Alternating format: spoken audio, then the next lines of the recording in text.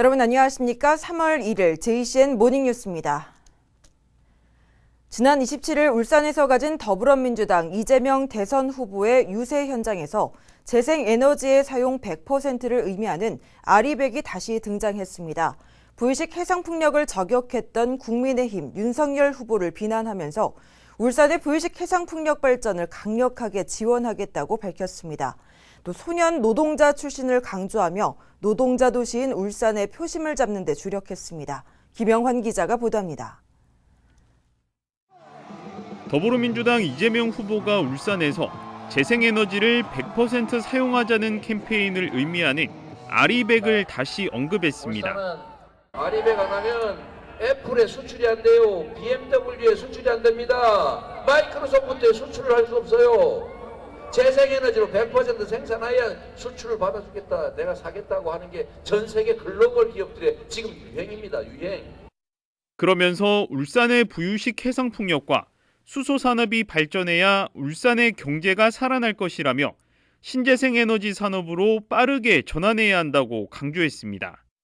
원자력 발전소보다 훨씬 더 에너지 생산 많이 하고 거기서 밤에 이런 데 생산될 때 쓸 거 없으면 에너지 저장 장치 만들어가지고 배터리에 저장하고 또 수소로 전환해서 소위 그린 수소 이런 거 만들어서 에너지 공급하고 그러면 울산 경제가 살지 않겠습니까? 이재명 후보는 소년 노동자 출신으로 산업재해를 당했던 일화 등을 언급하면서 노동이 존중받는 사회를 꼭 만들겠다고 밝혔습니다. 소년 노동자 출신의 대한민국 첫 번째 대통령이 우리 노동자와 서민들의 삶을 확실하게 바꿀 수 있다는 것을 그 희망을 보여드리기 위해서 드린 말씀입니다, 여러분. 울산 지역 용접 노동자가 이 후보에게 용접 보호 장비를 전달하는 이벤트도 마련됐습니다. 이 후보는 수도권 집중 체제를 막고 균형 발전을 위해 부울경 메가시티를 최대한 빨리 완성하는 데 집중하겠다고 말했습니다. 또 방역을 유연하고 스마트하게 바꿔서 국민들이 자유롭게 활동할 수 있도록 하고 50조 원을 마련해 자영업자들을 지원하겠다고 밝히며 지지를 호소했습니다. JCN 뉴스 김용환입니다. 산업통상자원부 소속 전기위원회가 울산의 부의식 해상풍력과 관련해 발전 사업 허가 6건에 대해 조건부 허가했습니다. 전기위원회는 공동 접속 설비를 설치하는 조건으로 2.8기가와트에 대해 허가했습니다. 이에 따라 울산 부의식 해상풍력 사업은 12건 6.1기가와트에 대해 발전 사업 허가를 취득하게 됐습니다. 민간 투자사가 신청한 500메가와트 규모의 허가가 4월 중에 통과될 경우 누적 규모는 6.6기가와트로 늘어날 전망입니다. 국민의힘 이채익 국회의원은 어제 시의회 프레스센터에서 기자회견을 열고 최근 임기 중에 탈원전을 추진한 적이 없다고 발언한 문재인 대통령에 대해 규탄했습니다. 이 의원은 임기 동안 탈원전 정책으로 국내 원전 산업을 말살시킨 문 대통령이 느닷없이 원전 띄우기에 나섰다며 대선 선거 개입 의도로 볼 수밖에 없다고 비판했습니다. 이 의원은 원전 띄우기가 선거 개입 의도가 아니라면 잘못을 인정하는 사과와 반성이 우선돼야 한다며 국민의힘 윤석열 후보는 탈원전을 즉각 백지화하고 원전 최강국을 건설하겠다는 입장이라고 강조했습니다. 국민의힘 동구의원들은 어제 동구청에서 기자회견을 열고 정부와 민주당의 현대중공업 군산조선소의 재가동을 강력히 규탄했습니다. 이들은 대선을 앞두고 정치적 중립을 지켜야 할 문재인 대통령이 직접 나서서 현대중공업 군산조선소 재가동을 언급한 것은 호남 지지율이 부진한 민주당 이재명 후보를 지원하기 위한 행보라고 의심할 수밖에 없다고 주장했습니다. 또 울산조선업은 장기간 경기 침체와 코로나19로 인해 지금도 많은 어려움과 고통을 겪고 있다며 울산의 일감을 군산에 나눠주겠다는 문재인 정부와 민주당, 이재명 후보는 울산 시민들의 심판을 각오해야 할 것이라고 덧붙였습니다.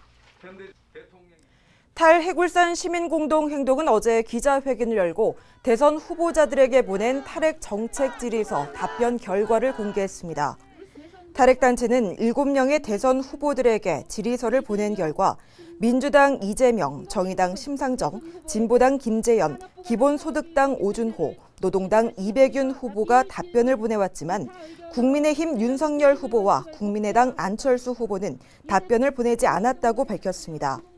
답변을 보내온 후보들은 고준위 방패물 기본계획 철회와 관리계획 재수립, 그리고 월성 2, 3, 4, 5기의 조기 폐로에 찬성한다는 입장이라고 밝혔습니다.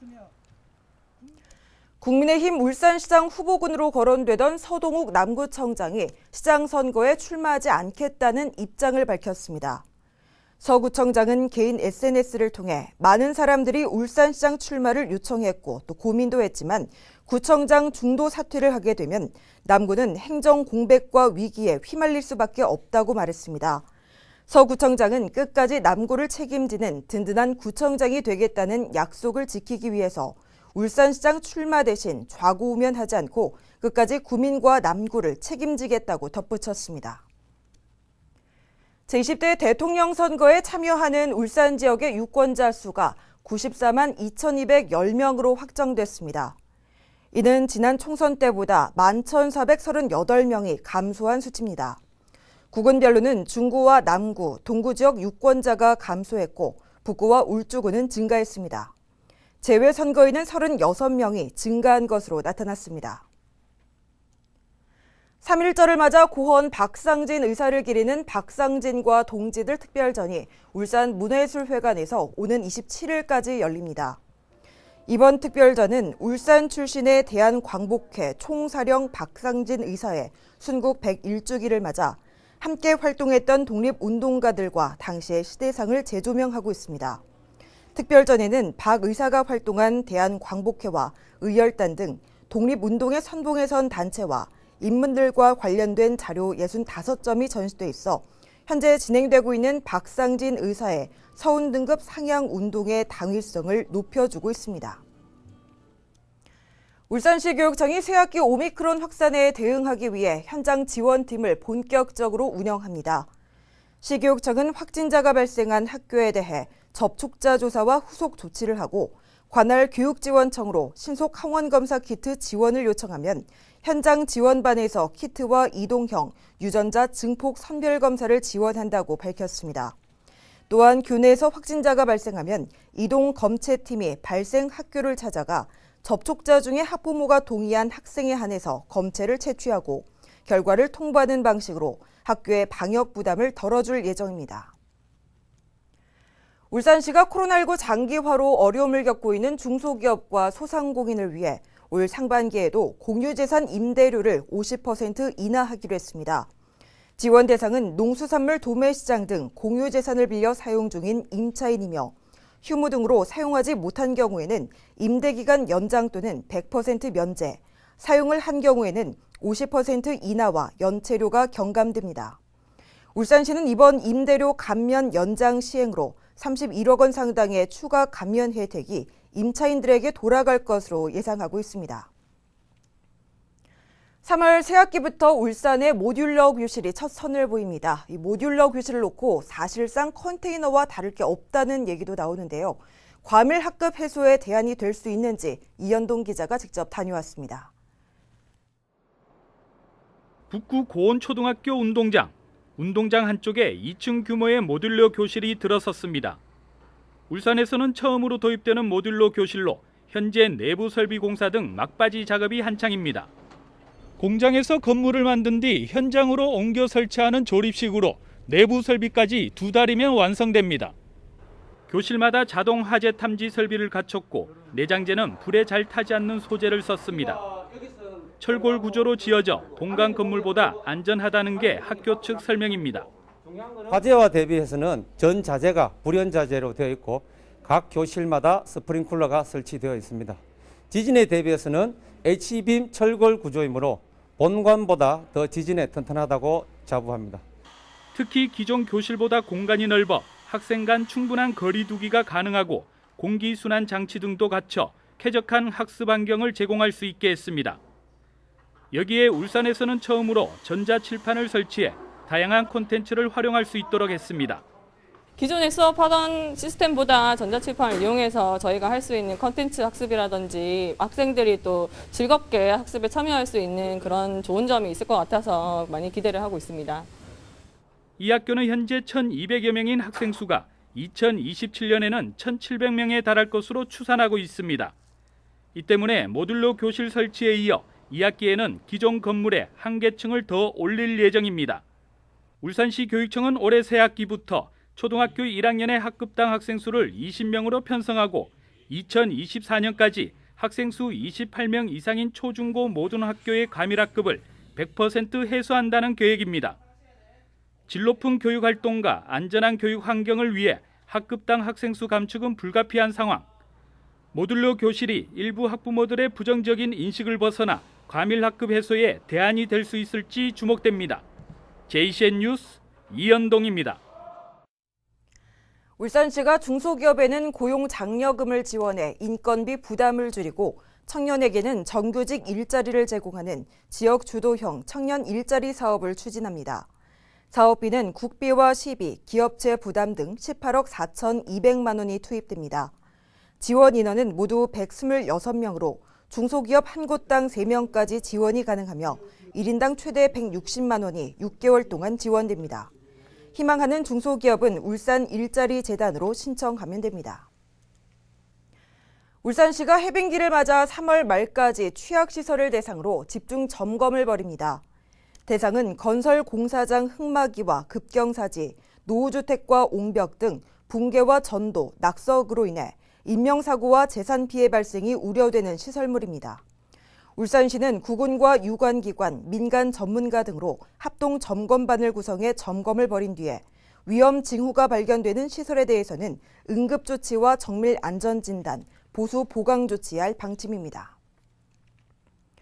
어제 울산 앞바다에서 해상 추락 사고가 잇따라 발생해 2명이 숨졌습니다.